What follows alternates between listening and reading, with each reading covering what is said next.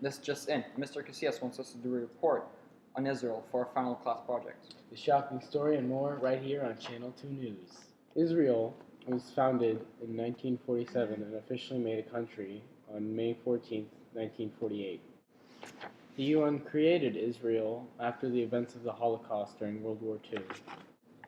The UN made the decision to separate Palestine between the Jewish population and the Arabic population. However, disputes over religious differences heightened tensions between the Arabs and Jews. This led to many disputes between Israel and other surrounding nations, which led to many disputes and differences between the countries, including the Lebanon War started in 2006 and was fought between Israel and the Hezbollah. Fighting lasted for 33 days, with Hezbollah launching missiles and Israel bombing Lebanese towns. There have been about 4,000 rockets fired at Israel by the Hezbollah during the war. Fighting ended on August 14th, and the UN called a ceasefire on the 19th. Now here's a laud with the government layout of Israel. Right, thank you, Will. Israel is governed by a multi-party parliamentary system. The President of Israel is not a part of these three branches and acts more as a sentimental leader, fulfilling ceremonial duties. Much like England, the Prime Minister heads Israel's government, a part of the executive system. Right. It just occurred to me, we just got an exclusive interview with the Prime Minister and his bodyguard. Yes, I'm sorry, but we did not get an interview with the Prime Minister, but with his bodyguard. Well, Mr. Bodyguard, what allies does your country have?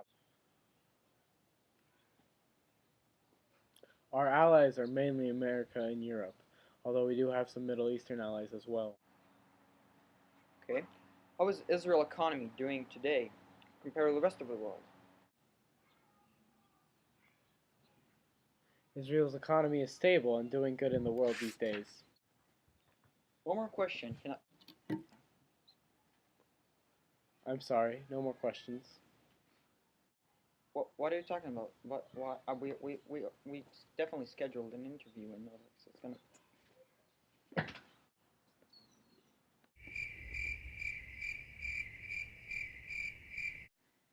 That was unexpected. Well, moving on. Economy. It's to you, Will. Israel's economy relies heavily on foreign aid. This has come primarily from the United States, as well as from Jewish populations throughout the world. Because of its scarce natural resources, Israel has some of the highest taxes in the world, with the government taking up to 1/4 of household income. Israel has also received funds from Germany, in the form of reparations for war crimes committed during World War II. Now back to a laud with religion. Like most people think, Israel is a free country supporting rights for all people, including men and women, as well as different religions, like the Islam and the Christianity. Arabs in Israel get more rights than they do in most Mediterranean Arab countries. Now back to you, Will, with culture. Israelis enjoy a modern arts and entertainment culture that has seen a growing Western influence in recent years. Israel enjoys a vigorous free press. The country also has numerous radio stations, 2 state-run television stations, and several private cable channels. Part of the country's cultural vibrancy comes from the international flavors of its immigrant population. Prominent Israeli writers include Shmuel Yosef Agnon, who received the Nobel Prize for Literature in 1966. Israel's national theater company, Habima, is well regarded both at home and abroad. Commercial theatrical productions, along with more serious dramas, are extremely popular throughout Israel.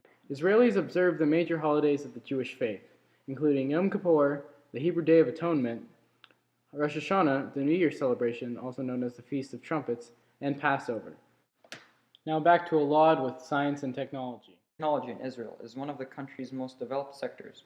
The percentage of Israelis engaged in scientific and technological inquiry and the amount spent on research and development in relation to the gross domestic product is the highest in the world.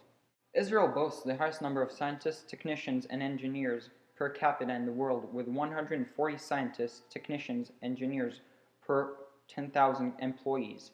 In comprehensions, the same as 85 per 10,000 in the United States and 83 per 10,000 in Japan. Well, that about wraps up with this news report on Israel. Now, time for the best part of our presentation, our snack. What are the ingredients, Lord? Well, the ingredients are peanuts, corn, palm oil, and salt. That's about it. If you're allergic to that, don't eat this.